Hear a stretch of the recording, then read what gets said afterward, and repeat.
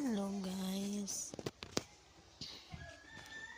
wala na natiman ang atong gulay guys. So guys, inani na siya, nadaot ng mga dahon. So sa nadaot ng dahon guys, nalagyan siya ay mga bunga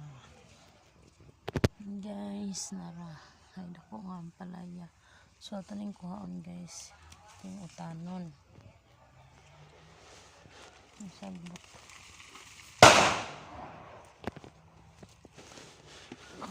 Guys, so ito ning kuhaon guys.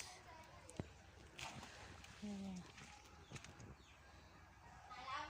So sinani na siya guys, libon siya pero napa siya mga bunga. So sayang pa siya guys, mautan pa siya karon kani mga gagmay. Ito yung pangwaon, kaya basing mga daot ra ni.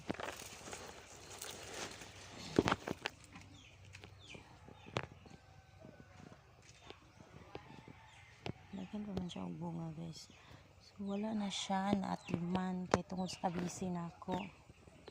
So tagkabisi ano.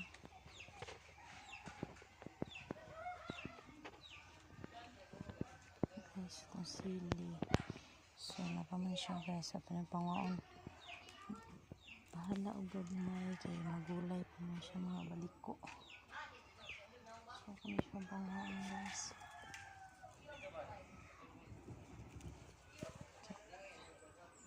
Muna ni siya sa pagkadaot.